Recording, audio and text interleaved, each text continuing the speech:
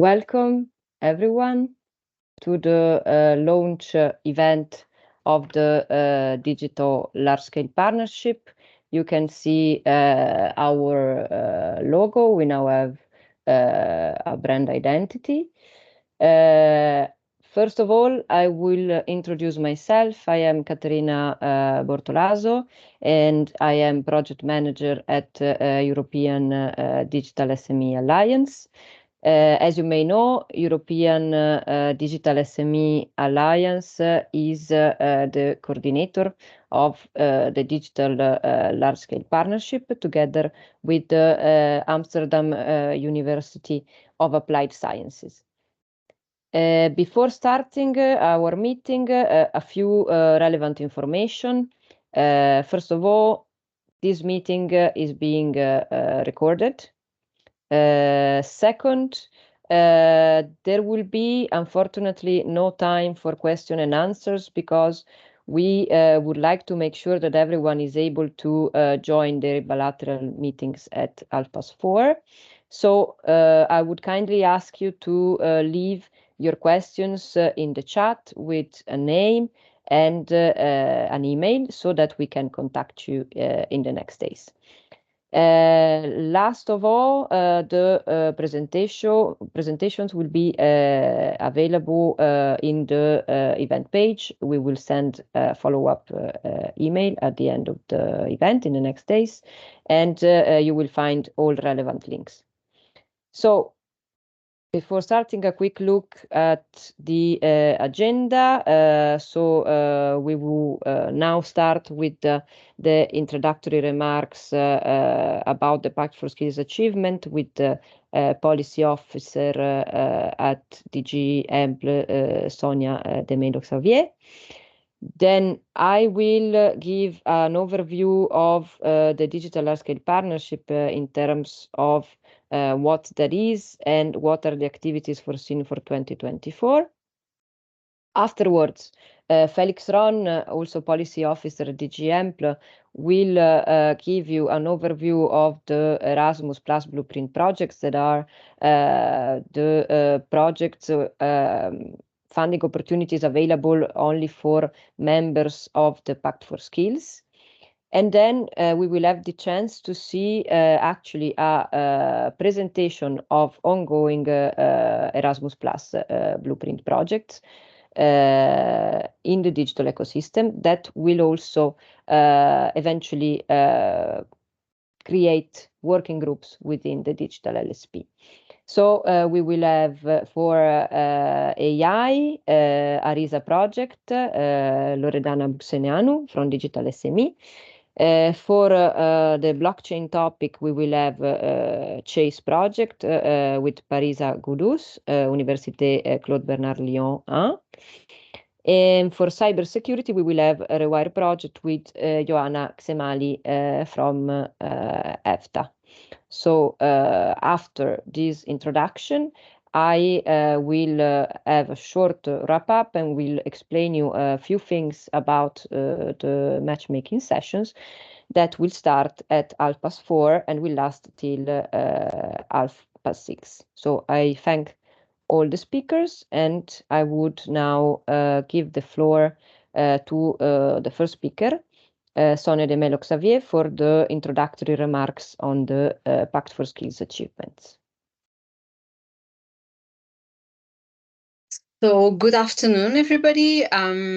So as Caterina has already introduced me, I'm in fact the policy officer in the Commission that is actually following the large-scale partnership on digital. I'm more often in touch with the coordinators, but you now know me as well. So you know that I'm the person in the Commission following the digital LSP. Unfortunately, I think perhaps you see the name Felix Ron in the in the camera because I'm having technical problems and technology digital is not really working for me today. So I'm actually doing it from Felix's office. So we are both in the office. So it turned out to be good to be here today. So I will ask you to pass to the next slide, maybe. Okay, so today I'm going to talk to you about the overall achievements of the pact. In fact, with a two-purpose aim. First of all, because I believe that the vast majority of you know already the pact and you know what the pact stands for. So it's not really that important at this stage, I would say, to give you an overall summary or policy overview of the pact, because most of you will know that. And if you don't, I would invite you to check the website of the pact, where you will find really quite a lot of information. But I would like to focus on the overall achievements, because in fact, at this stage, where we are now, practically 3 years after the pact was launched, and with 20 large-scale partnerships in the 14 ecosystems of the EU industrial strategy, what we are trying to do now is, in fact, to consolidate the commitments that members of the large-scale partnerships are making on the ground. So what this means is, in fact, the concrete upskilling and reskilling opportunities that you are providing to your workers, to the network that benefits from the activities that you are implementing, and the people that are the beneficiaries of the actions that we are trying to promote with the pact. So in order to do this, in fact, last year, for the first time, we launched a survey. So the achievements that I'm going to present to you are the result of that survey. And for your information, we are going to launch next Tuesday the second edition of the survey of the Pact for Skills. So I would very much encourage you to when you get the email, to contribute to the survey, because this is something that helps us to communicate what we are doing with the pact, to have an overview of the important work that you are doing on the ground, and to know exactly what what members of the pact are committing to on upskilling and reskilling. So in fact, the key figures that I have on this slide, so 2 million people benefited from upskilling and reskilling activities. 19 million people were reached by promotion and dissemination of activities.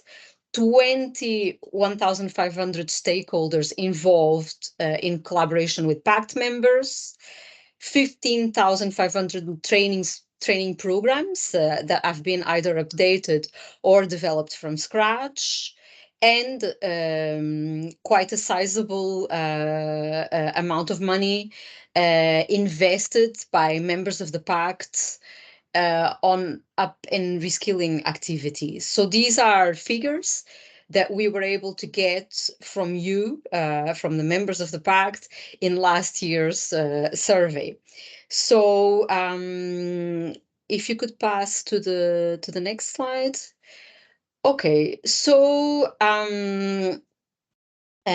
also in our survey of last year, covering last year, we found out that in fact a very sizable percentage of pact members, so 38%, find the overall value of the pact being quite high.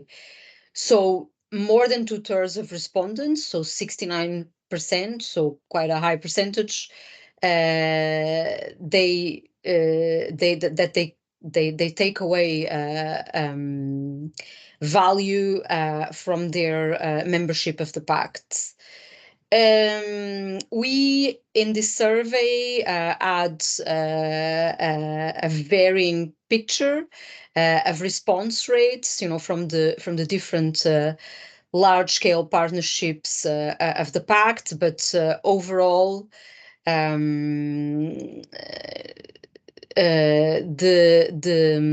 picture that we got was quite positive and quite encouraging for the work that we are doing.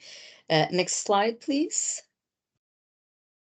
So what are our stakeholders saying to us, and how do they see the benefits of the pact? So in fact, companies find that getting information from the pact and from the support services that we have with equities has allowed them, to broaden their cooperation, and has allowed them, to bring together their stakeholders in a shared platform, and to discuss this skills mismatch that many of our pact stakeholders are seeing in their ecosystem. So dealing with the problems that they are facing on their day-to-day activities, and in fact being together with a network that has been brought to them by the pact has really helped them to see that they are not alone, and that this is really something that helps them connect to others, and to see where and how they can find shared solutions for the problems that they are facing. We also see that stakeholders from the pact, they are eager to get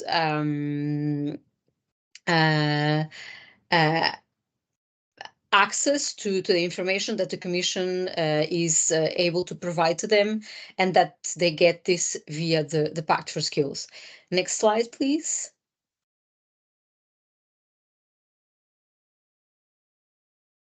So,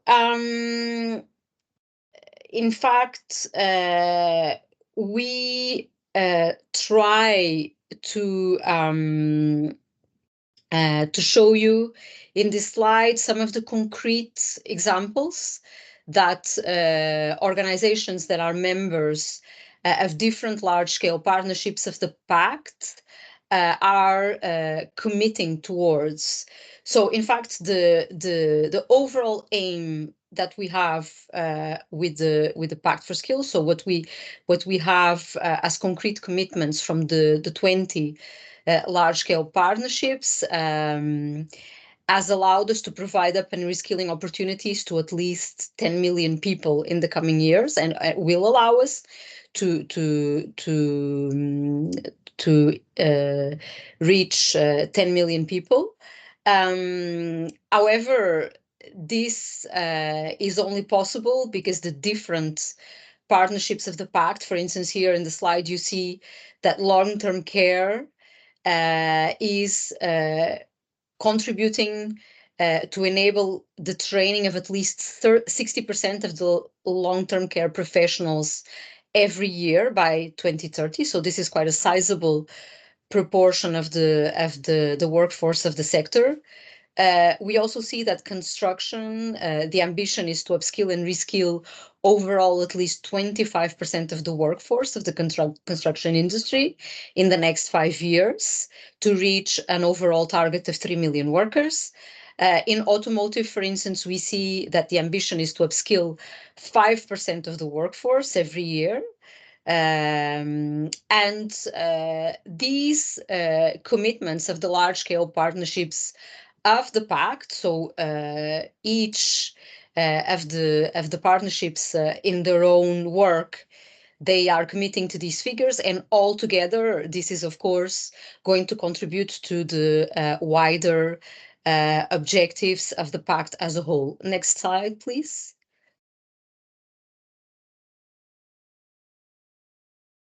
Here, for instance, you have further examples from the large-scale partnerships on microelectronics, aerospace and defense, which are both, for instance, quite relevant for the work that you are doing in the digital large-scale partnerships. So their work is somehow also contributing to the goals that we have towards reaching the digital decade goals together with you.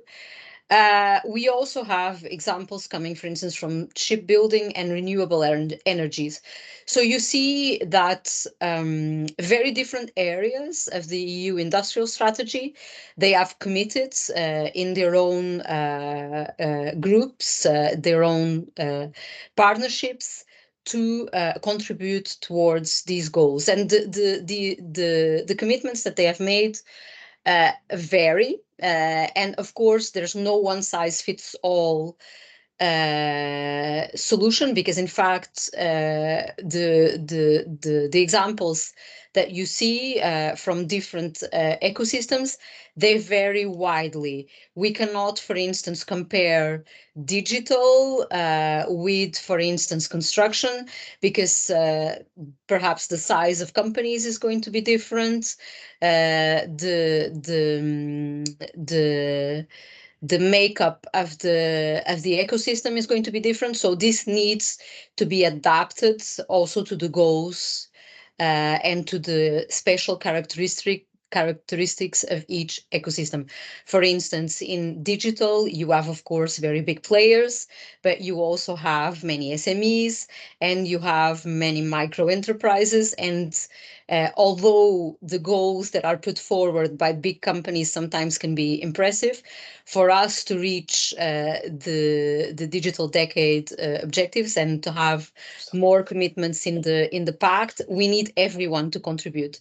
So we need the commitments of the big players, but we also need the SMEs and the micro enterprises to upskill and reskill their workforce. Next slide, please.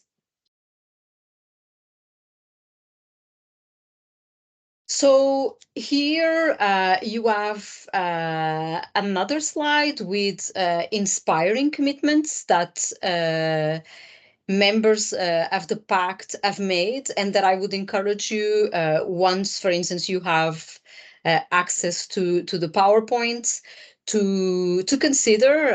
It does not mean that you all need to strive to do exactly the same as, for instance, the Lombardy region or European eating industry are doing. But the purpose of these examples is to show to you what others are doing, because in the discussions that we have with stakeholders, there are sometimes questions about what we can do and what would be considered a good commitment. So here, what I aim to do is really to give you some examples of what others are doing, and hopefully these examples will be an inspiration to you in the discussions that you will be having, with the coordinators on how to prepare, commitments for the digital large-scale partnership. Here in these slides, we are continuing with the examples, and we also have examples that are coming from your area. So no, you can go to the next one. So in fact, in addition to examples from their actions in the survey, members of the pact, they also told us what they like, what is it that the pact brings to them, and why it is that they think it's beneficial for them to be members of the pact. I mean, of course, access to information is important because in the European Commission, we are regularly providing tailored and a dedicated platform for update on policy initiatives that members of the pact can benefit. Knowledge sharing is also related to this. And another very important feature of the pact for our members is, of course, the networking, because you're all brought together under a shared platform, and you increase coordination and you can get inspiration from others. Next slide, please. The other benefits of joining that our members perceive of joining a large-scale partnership is that, in fact, for them it was a rather useful exercise, because it actually helps them to improve skills monitoring and anticipation in their sector. So, you know, the fact that they are discussing with others helps them to improve skills monitoring. It also enhances the quality of skilling opportunities. It helps to create more inclusive activities in the sector. So I'm reaching the end of my presentation, and of course, some of the key takeaways that I would like to for you to take home are, in fact, that pact members are making progress in their commitments, and that we in the Commission see that the pact is providing value to its members, that the members are getting access to information, that they find being involved in a large-scale partnership of the pact useful, and that being a member of a large-scale partnership helps them enhance the quality and volume of upskilling opportunities. So I'm going to finish here now, but before I finish, I would like you, to take these slides, to have a look at them, to think about the examples that the slides have, to take inspiration. What this means is that you don't need to do exactly like these other organizations are doing, but they can maybe give you some ideas for your future work. And very importantly, for us, so that we are able to provide these figures, we would like also to encourage you to complete the survey. So thank you very much. Goodbye.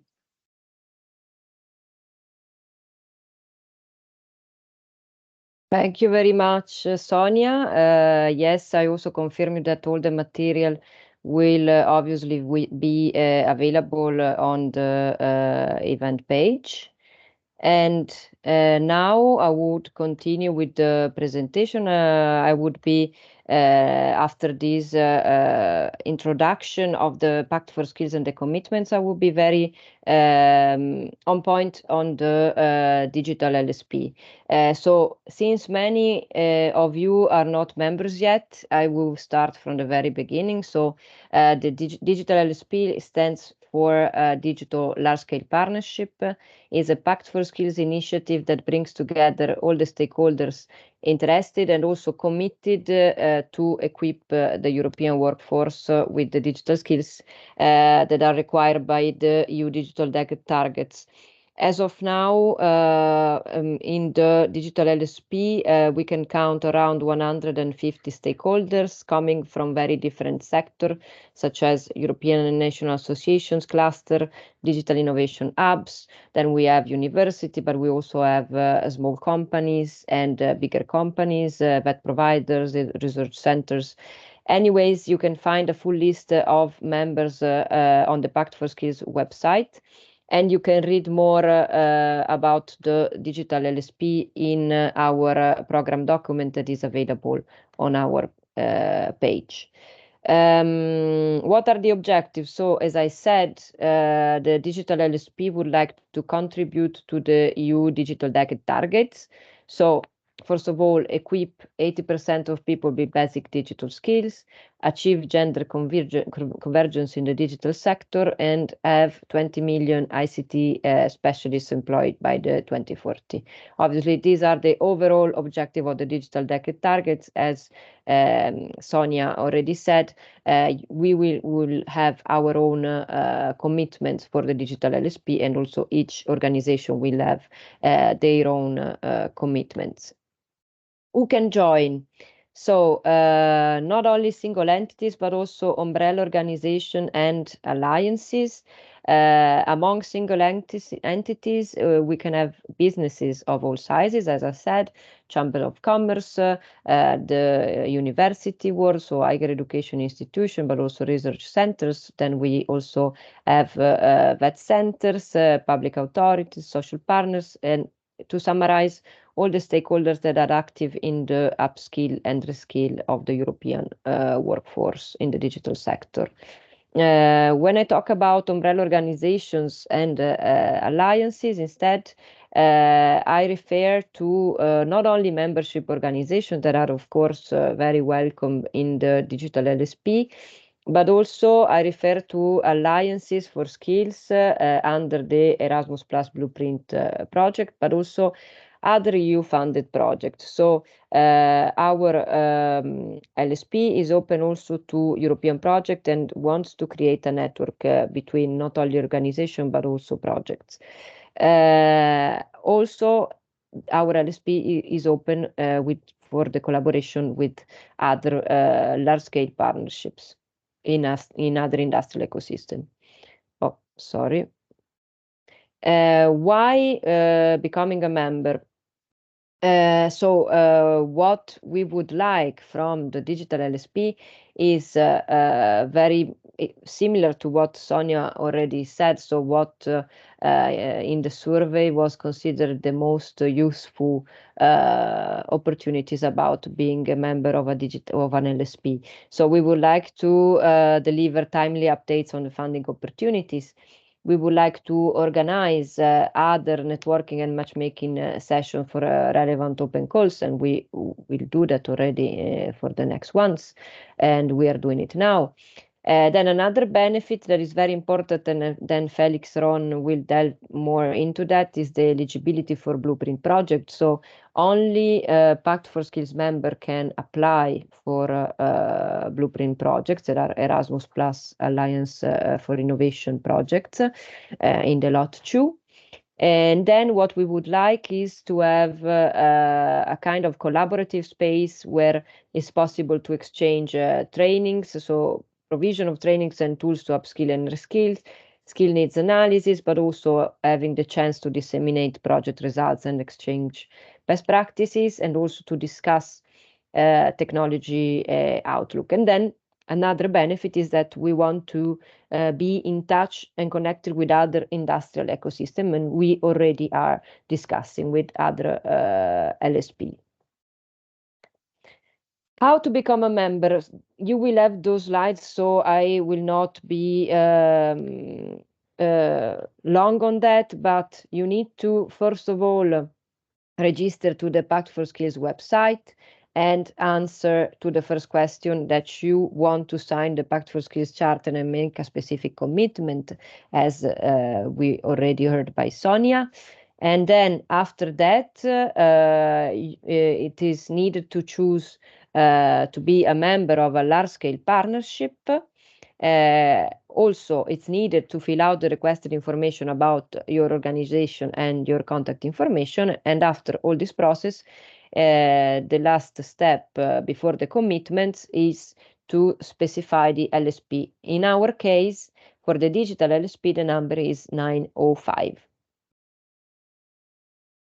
Another step of the process is related to our new digital LSP page. You can see the link in the presentation and in the chat. What you need to do is click on that pink button. The important thing about registering there is that in that way you will be inserted in our mailing list and you will be kept updated about all our activities. And there will also be a collaborative space in our webpage. So clicking that at the end of the page, this page will pop up, and so on the right, on the orange button, you will need to click on join the group. So shortly before ending, these are the activities that we envisage for 2024. So we would like to organize info days on relevant funding opportunities. So not only keep you updated, but also organizing info days ourselves. Organize other matchmaking events aligned with funding opportunities on skills. I think the next one will already be at the half of 2024 for the sixth round of Digital Europe calls on skills.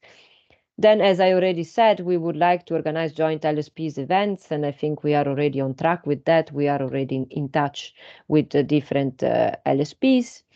And then there are some events that we can organize upon request, and if our members would like to exchange practices in these fields, so presentations of new curricula, findings, training opportunities, but also workshop to assess skills needs, and also discussion about market trends and latest innovation and technology outlook.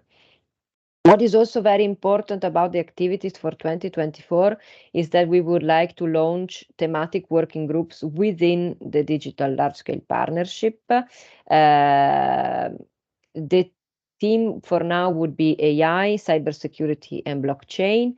And we think that they could start from the blueprint projects already ongoing in the digital sector. So we would like all the stakeholders and also projects working in those fields to join our working group. So you will be kept updated about this. Last but not least, we would like to launch an initiative for skills development in the standardization field in line with the European Commission High-Level Forum on Standardization. It would be probably mostly for university and training centers and research centers. It would be probably a kind of competition, let's say, and you will receive news about it in the near future. Last of all, obviously, the digital LSP is a collaborative space, so we would like to hear from you what you would expect from the future activities for the digital LSP. So please don't hesitate to contact us at our email, that is digitallsp@digitalsme.eu. So now, to be on time, I will give the floor to the next speaker that will tell you about the funding opportunities for the Pact for Skills member. Felix Ron, the floor is yours. Yeah, thank you, Katharina. Thanks to you. So it's all it's on the agenda. It was said several times. You see it on the slide. I will speak about the blueprint alliances. So next slide, please. And you know that from the Pact for Skills, because also the large-scale skills partnership of the Pact for Skills are based on industrial ecosystems. And it's the same with the blueprint alliances. A blueprint alliance proposal must address one of the 14 industrial ecosystems that were set out in the industrial strategy, in the update of the industrial strategy of 2021. You can see these ecosystems on the next slide. here you have an overview of the ecosystems. If you want to know more detail about the ecosystems, you go into this annual report on the situation of the single market in the annex, which is which I mentioned on the previous slide. And there is a huge annex that is setting out each ecosystem in much more detail than can be shown on this slide. This slide is just to give you an idea, and the let's say the bullet points are not exhaustive, but of course only demonstrative.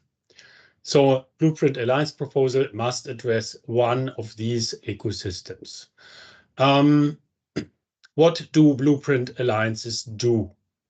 Okay, the first step is, of course, to gather skills intelligence, because otherwise you cannot develop further. You must know where are skills shortages, where are skills gaps, what does the labor market demand, how is the offer of training responding to the demand of the labor market or not.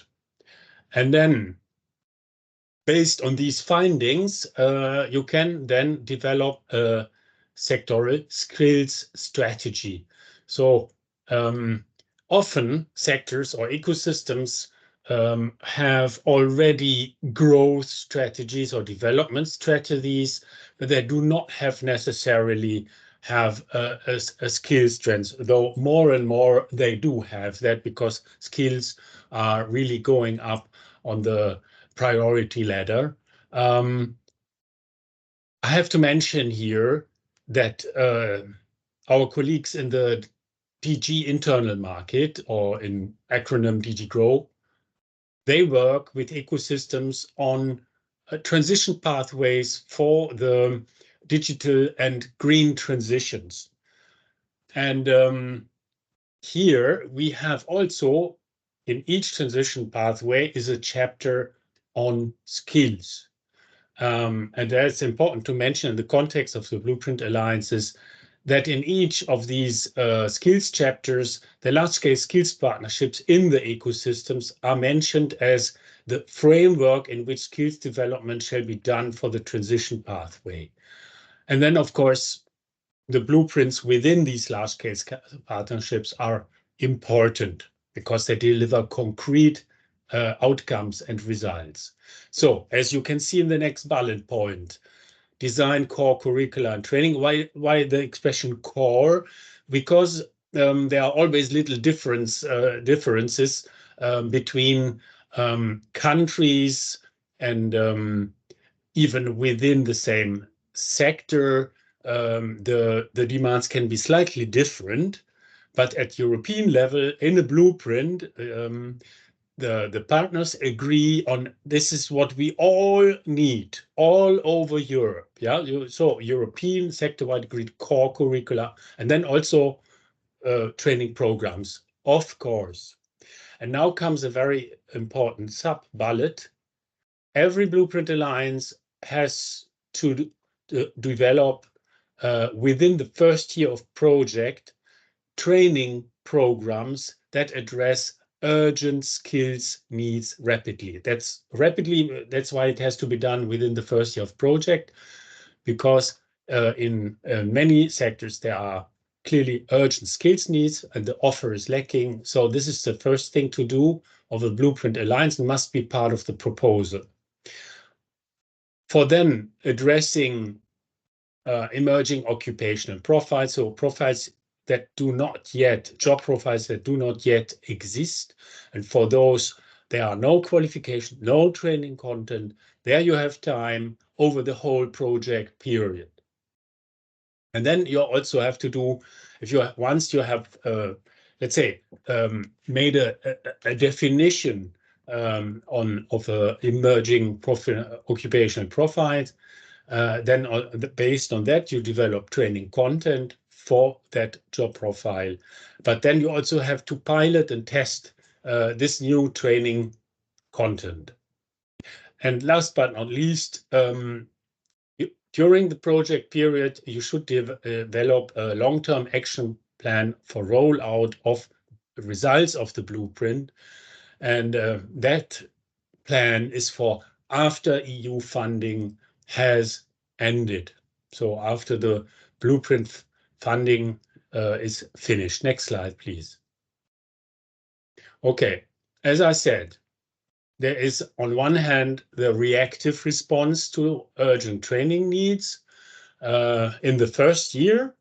Yeah, you should not, of course, reinvent the wheel. You should look at the demand, the urgent demand, but you should also look at ESCO, European Skills, Competences and Occupational Compendium.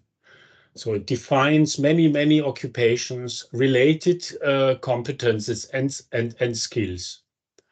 And it's clear that if you address urgent skills needs of the workforce, this is about continuing vocational training. And then you have to take care, also a rapid uptake. But usually that should be easy, because if there's a need, then there's usually also a rapid uptake.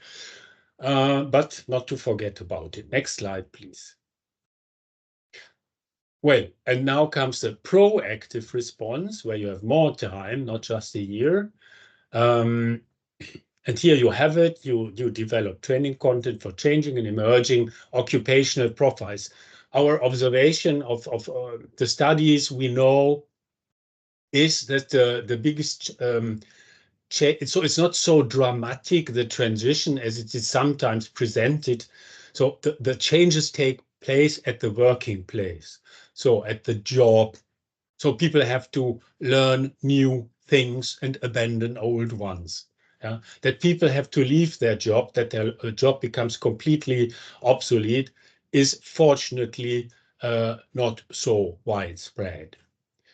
So what does that mean? Emerging occupational profiles. You must to make ready for the young ones a new qualification and the curriculum leading to that qualification, meaning here you work clearly on initial education and training and related qualifications. But you also, for those people whose job change and who have to learn new things, you also work on continuing vocational training and related certificates for these people. And then think of key competences. There's a council recommendation, so an EU recommendation on key competences. Often the labor market or enterprises say soft skills. It's the same. Key competences, transversal skills. Though we in the Commission would say that soft skills is a bit is part of key competences, and key competences are wider than just soft skills. Of course, then green skills, which you not only find in jobs in renewable energy, you will find it also all over sectors, as you will find digital skills all over sectors, because this transition takes place basically almost everywhere. And then if it's about vocational training, try to build in the new training content work placements abroad. There are, of course, opportunities also via Erasmus, but that a work placement becomes integral, also abroad, work placement abroad becomes an integral part of a vocational curriculum, and then qualification makes vocational training more international, makes this career path also more attractive, more international for the young ones. And of course, work-based learning is also very important. When we speak of work-based learning, we also think, but not only of apprenticeships, but we think also of simulators in schools and laboratories. Also hands-on learning can also happen in schools.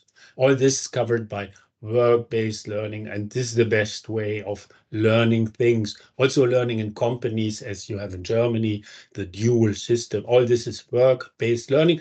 And Erasmus, just to mention it, also allows apprentices to have work placements abroad. This is often forgotten. Everybody thinks of the students, but no, vocational learners and apprentices can go abroad.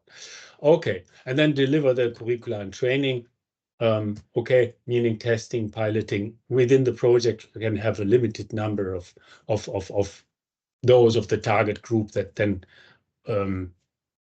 go through the curriculum, and also perhaps even during the blueprint, also on the work placement, you might have found arrangements between the partners to arrange this already under a blueprint. Next slide, please.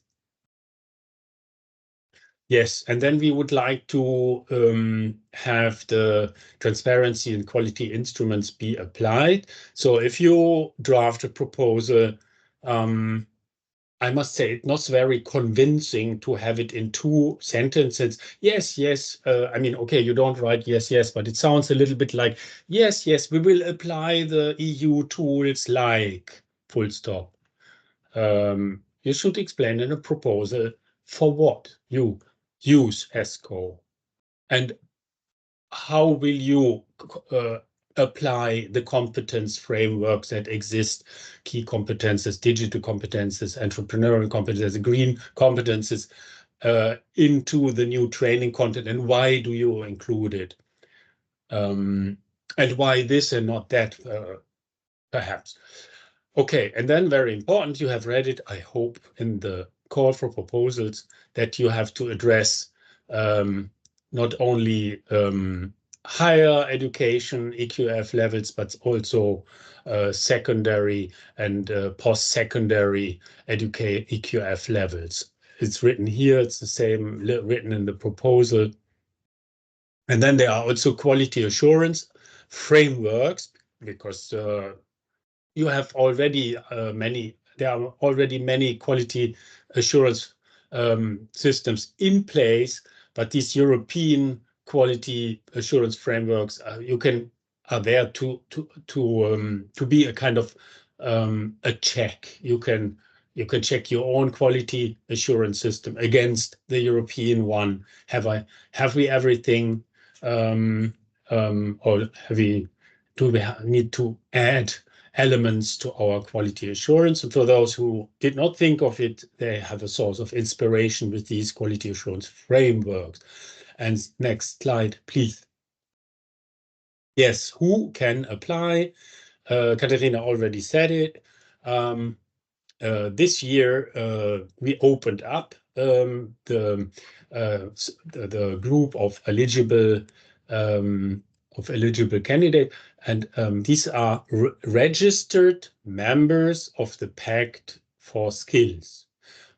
For you in the large-scale skills partnership, that means you either can you have a, let's say, selected number of partners of your PAC partnership. So not all of the large-scale skills partners take part. Just some people said, okay, we go ahead, we take on this blueprint work.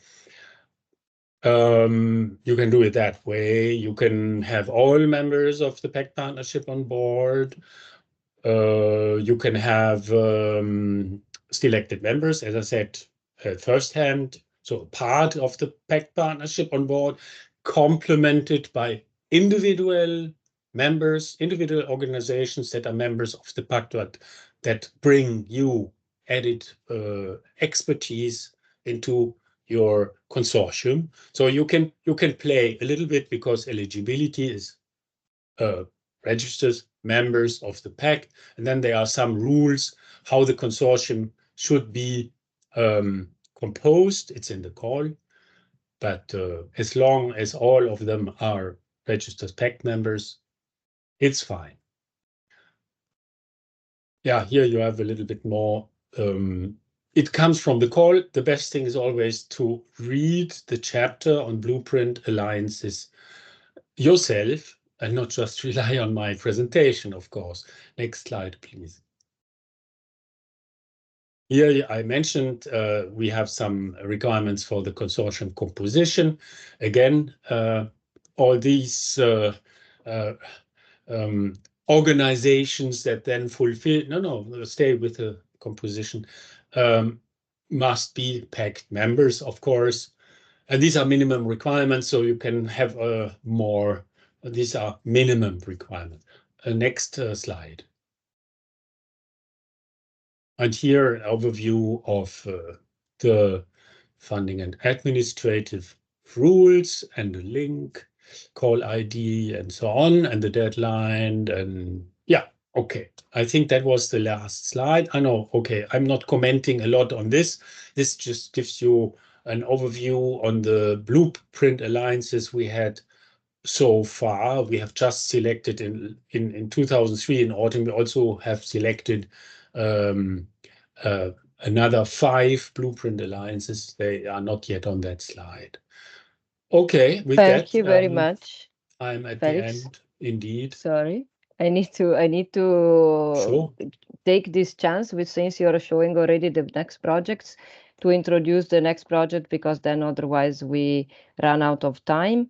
I thank you very much for this introduction to the blueprint projects, and I would now introduce the project in the digital sector. Arisa project, Loredana, can you take the floor? You hear me? You hear me? Yes. Yes. Okay, great. Thank you so much for this opportunity to share about the European Artificial Intelligence Skills Alliance, or short ARISA, that since December 2023 is open to new associated partners. If you go on the next slide, I would like to just share a few words about this initiative. So the Alliance builds on the work and outcomes of the ARISA project, which, as you mentioned, is a blueprint project of the Erasmus Plus goal that provides AI knowledge, educational resources, and skills to help people understand and use AI technology in their professional careers, business, and policy context. If you go to the next slide, I would like to talk about benefits for the associated partners. So within the Alliance, we aim to bring together organizations that share the same goal and work towards a skilled and future-ready workforce in Europe. So we want to empower these organizations by offering our platform for them to have a meaningful contribution to the different work strands that we have, and I'll share in a bit about those. We want them to have an active role in shaping and co-organizing initiatives that promote AI skills development and gain visibility at local and European level. And of course, very important, they will have the opportunity to make connections and strengthen collaborations within the broader AI community. If you pass to the next slide, what is expected from associated partners is to contribute to building knowledge. So they, with their experience on the ground, they are uniquely positioned to contribute with their expertise and insights to develop materials mapping the AI ecosystem in Europe.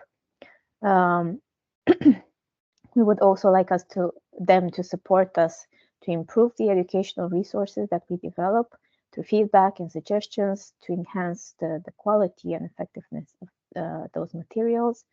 And of course, very, very important for them to engage the local ecosystem, to build connections with industry experts, learners, thought leaders at national and local level, because this represents the basis for all of our collective efforts. In the next slide, I added an overview of the areas that we work on and where associated partners can contribute very concretely. So the AI skills insight, supporting us to collect national data on AI skills, trends, and gaps, following ARISA's methodology, because we are doing a yearly update of the AI skills needs. You will find the one from 2023 on our website. Another work strand is cooperation on the European AI skills strategy. So they can participate in the expert groups for regular updates of the European AI skills strategy. The first skill strategy was launched last week. So we will soon have an event within the partnership to present this strategy and ways forward. They can also contribute to the ARISA curriculum development, support shaping the AI skills role requirement into educational terms, They can also support by applying the ARISA training programs and methodology, so piloting and testing ARISA learning programs. And finally, participate in strategic communication campaigns, events, and propose even collaborative initiatives to engage the national and European ecosystem. So I'm gonna stop here. I added here my information if anyone wants to contact me. I've also added how you can join the ARISA Alliance, but I'm very happy to follow up with anyone via email afterwards if there are more questions. Thank you very much, Loredana. I will go on with the next one, Parisa. I'm sorry, we are running a bit late. If you can wrap up anyways, we will be there until 4:30. Okay, good afternoon. My name is Parisa Godus. Thank you very much for giving me this opportunity to present the CHAISE project. So the CHAISE is a sector skills alliance that financed by Erasmus Plus programs. Our core mission is to develop a strategic approach on blockchain skill development for Europe, as well as to deliver future professional training solutions. So next slide, please. So we know that blockchain is the core of European strategy to advance digital transformation, and we know that European blockchain sector is challenged by talent shortage and global competitive pressures, and of course the limited connection between education and the market. So the aim of CHAISE is to set forward an open, inclusive blockchain skills governance system to address skills mismatches and deliver appropriate training, intelligence gathering, and mobility solutions tailored to sectorial needs. So next slide, please. So as you see, CHAISE project is a big project. We have 23 partners from and 5 associations from 15 countries. CHAISE brings together multinational companies, key institutions, players, European umbrella organizations, social partners, of course, educational and training providers, and public authorities and regulators. Next slide, please. So as you see, the timeline of the project, we are actually at the last year of this project. The blueprint results, they are available to the public gradually over the 4 years duration. So you can find all of the deliverables on our websites, such as a study on blockchain labor market that we have done, or the study on the skill mismatch in the blockchain sector. All of the forecasting that we have done for blockchain skills, and also the European blockchain skills strategy that we have developed and we update each year. A MOOC that we have developed on blockchain, and actually we are developing the blockchain career guidance and alumni platform, and also we want to create these sustainable alliances that we have started to develop that, and we will present also different national information days in all of the Europe. Next slide, please. So as a training program, that's a mastering of blockchain and distributed ledger technologies. We have 12 modules that we have developed on the MOOC platform that is Thinkific. So you can access to that. All of that is free and everybody can access to it with 3 specialization pathways and completely self-paced. And we give also a certification via theoretical and practical badges. Next slide. Just focus on these 3 specialization pathways. We have the courses for of course, blockchain architect, for blockchain developers and blockchain manager. The originality is about the blockchain manager, because this business point of view and having the different use cases that's not being considered under different actual projects. And we think that these three roles, if they can regularly work together in order to get to understand the different application areas. So we have developed to this different specialization, the different modules in order to training the professionals. So we adapt our MOOC to each learner in the way that he wants to be a PC architect, developer, or manager. Next slide, please. So what's right now is important for us is the creating of this CHAISE Alliance. So please join us. We invite all of the interested organizations to join our alliance and to be a part of this collaborative blockchain skills ecosystem. And as I said you before, we will host at least 13 national events across Europe. It is very easy to be a partner of CHAISE Alliance, so you can go to the website and then subscribe for this alliance. After, you can participate on the different meetings that we organize and also have all of the informations about this collaborating working. I insist that we want absolutely to have a sustainable alliance and have an impact on the policy of European policy, of course, and the collaboration, the future collaboration for the new projects. And the last, please, slide. So as you see here, we can join us on the Twitter, on LinkedIn, on Facebook, and YouTube, and of course on the website of chaiseblockchainskills.eu. Don't hesitate to contact us, and we will be happy to have you. I would like at last also thank Digital SME for this, giving us this opportunity to have this day. Thank you very much. Thank you, Farisa. I would now give the floor to Joanna for Rewire. I'm sorry, Joanna, you don't have much time left, but please take the floor. Okay, how many minutes do I have left? No, you can go on, and then it's fine for the last 4 or 5 minutes. That's fine. Okay, thank you very much. First of all, I would like to thank you, the event organizer, for inviting us to this event. I'm Joanna Gemali, and I work as a project manager at the European Vocational Training Association. And I will be briefly presenting today another Blueprint Alliance, the Rewire project, a cybersecurity skill alliance, a new vision for Europe. Move to the next slide, please.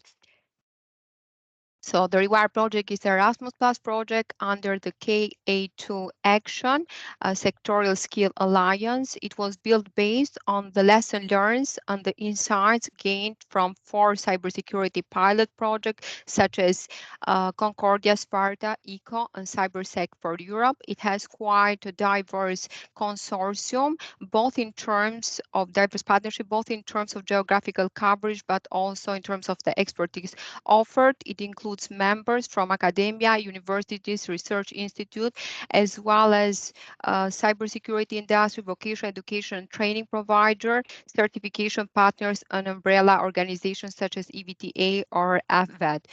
We have attained quite wide outreach. We have reached out to 26 EU countries and 160 stakeholder organizations.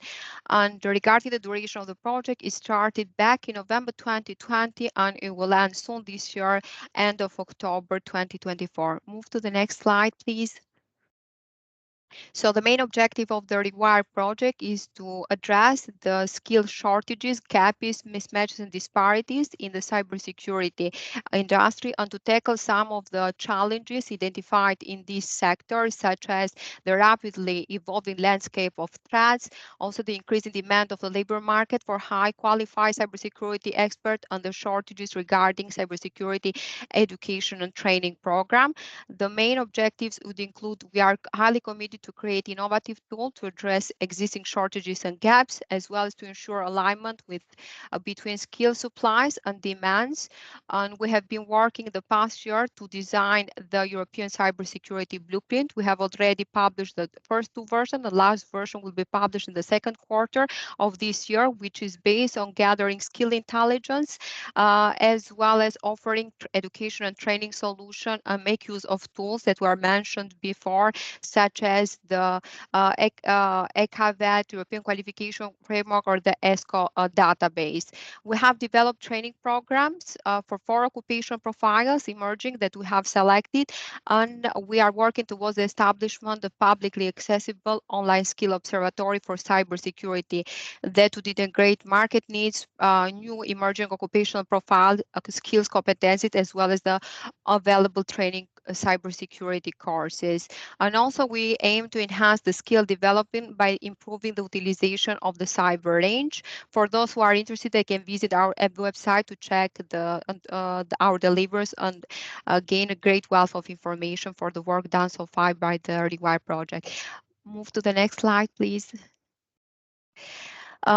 Before we started to design the tools that would be incorporated in the required blueprint, we conducted our skill gaps, our skill needs analysis at the European level in order to identify what were the required needs from the labor market representatives and other important stakeholders, the ecosystem of cybersecurity ecosystem, by applying a mixed methodology. So we launched initially a survey targeting relevant stakeholders in order to know what were their needs in relation to 31 skills that were distilled from the NICE framework, the Cybersecurity Workforce Framework.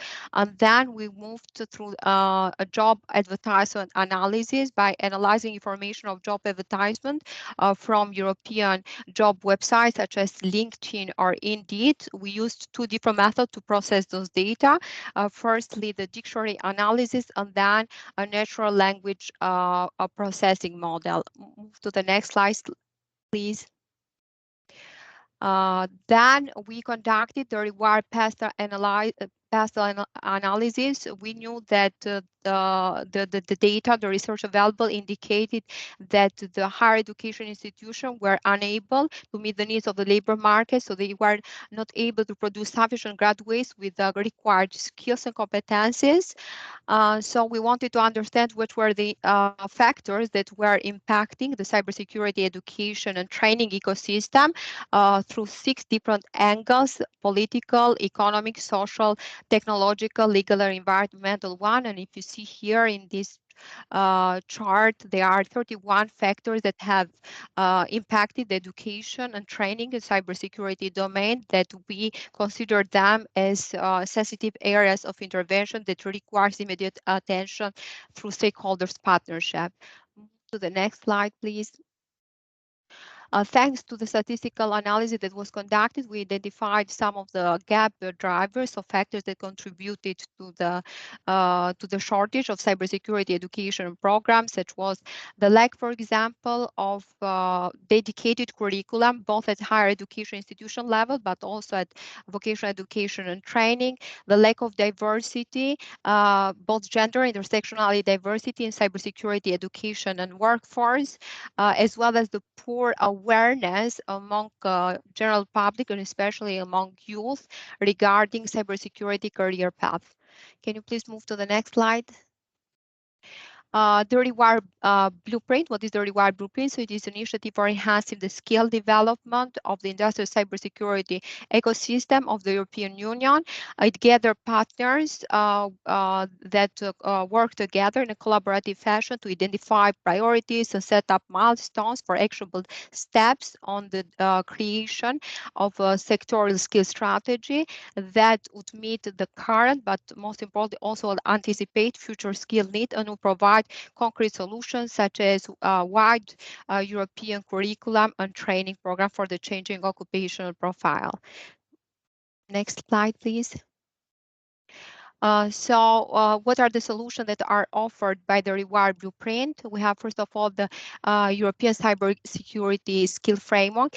Could you please press the key "and" because a cloud of words should appear on the screen next to the Yes, perfect. European Cybersecurity Skill Framework, which is a governing structure. It is an enhanced version of the skill framework offered by the ENISA, by European Cybersecurity Agency, because it provides, thoroughly addressed the gaps in skills, competencies, and knowledge of emerging new cybersecurity occupational profile, the job analyzer that capture the latest job trends at the European level, then the cyber ability platform. This platform maps online cybersecurity courses to emerging jobs and will be available the second quarter of 2024. Then we have the publication of annual trends report, that it is a comprehensive report that provides an overview over the cyber threats, their impact on the skills that are required in order to couple those threats. The training courses, we have designed 4 training courses for 4 occupational profiles based on specific criteria such as demand of the labor market and also the availability of the existing courses. And lastly, the curriculum designer's scenario exchange platform that incorporates cyber range exercises on a certification schemes, a certification that will be delivered after completion of the courses. Considering the time restriction, would you move just to the last slide, because the other slide where I can share with the participants. Yes, again, I would like to thank for the opportunity to participate in this event, and I would kindly encourage all the audience, the participants of this event, to visit our website and our social media by scanning the QR code incorporated in this slide. Then you will gain a great wealth of information about the published deliverable and also the work that Rewire is doing regarding cybersecurity skill development. We think that your support and involvement is very important for creation of a secure digital landscape in Europe and beyond. Thank you very much. Thanks, Joanna. Sorry for to everyone because we are running out of time. So the matchmaking sessions has already started. We have Erasmus Plus Alliance for Innovation Lot 1 and Lot 2. As you know, Lot 2 is members only. So it's the blueprint project that we have just seen, thanks to all our speakers. And then we have the 5th round of Digital Europe calls on advanced digital skills. I would also kindly ask you to join the digital skills networking group. How to join your one-to-one meetings? You should have received an email with all the meetings that you have, so with all the matches. But if not, and also if you want to still schedule other meetings, you can see them in the agenda section. And then clicking on My Agenda. And then you will see a green button, Enter Meeting, and clicking on that, you should be able to enter the meeting. If you have any issues, we will stay here in the main session to reply to your questions.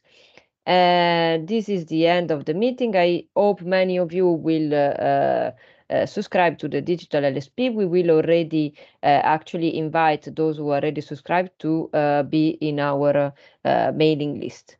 I will now leave you to the back to the matchmaking, and I'm sorry again for the delay. Thanks to all the speakers and thanks to all the participants. Have a nice end of afternoon and networking.